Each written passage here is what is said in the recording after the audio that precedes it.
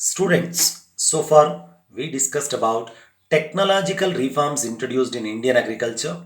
Now we need to know the second main important heading, what we have as institutional reforms or land reforms.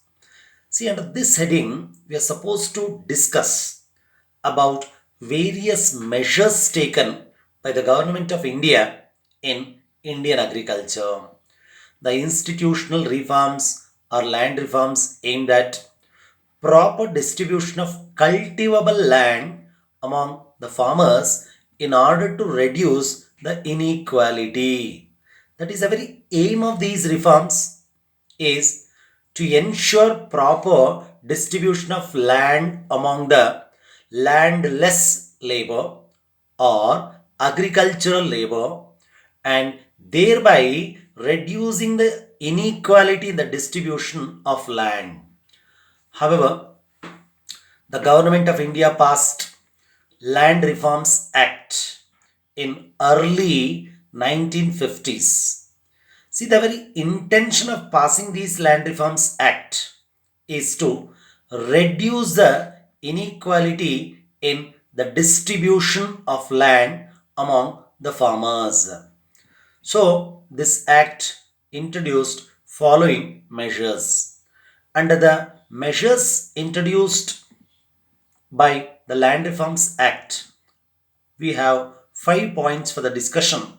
Observe each one of them carefully. Very first one, abolition of zamindari system. I repeat, abolition of zamindari system. It is also called as landlordism or absentee landlordism. 2. Imposing Land Ceiling Act. Here the term ceiling refers to limit. 3. Securing tenancy rights of the tenant farmer. 4.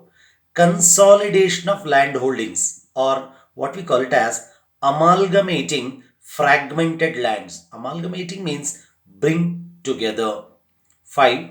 Popularizing the concept of cooperative farming. These 5 points we are going to discuss in detail one by one because these terms are very important, like ceiling, consolidation, cooperative. Each one of them we are going to discuss separately. So, institutional reforms or land reforms, they were successfully implemented in some of the states of India like West Bengal, Kerala, and Karnataka, many more states. Actually, they were implemented all over the country, but they became successful at the ground level in the states of West Bengal, Kerala, Karnataka, Punjab, Haryana, and many more states. And these measures helped in ensuring security of tenancy rights to the small and marginal farmers.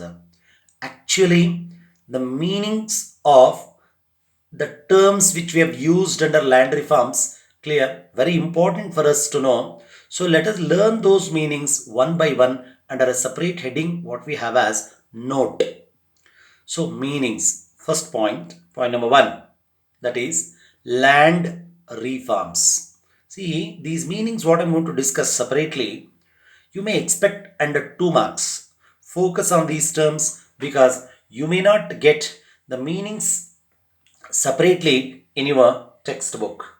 But the terms are there in your textbook, meanings are not there. That's why we need to learn under this heading as note. So, under the meanings, the very first point we have land reforms.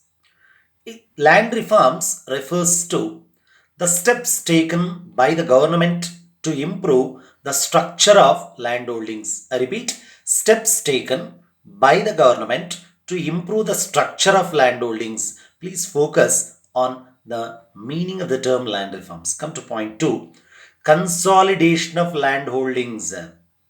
See, the term consolidate means bring together. Indian agriculture is subjected to subdivision and fragmentation of lands. So all these subdivided, fragmented lands have been scattered. So in order to bring them, the only solution is consolidation. That is why it is very important for us to know consolidation of lands meaning. See, consolidation of landholdings mean bringing the scattered lands under one compact block either by purchase or by exchange. I repeat, bringing the scattered lands under one compact block either by purchase or by exchange. Let us move on to the third point, that is ceilings on land holdings. It means fixing the maximum amount of land which a person can own, and the surplus land was distributed among landless laborers. That is, government gives a limit under this.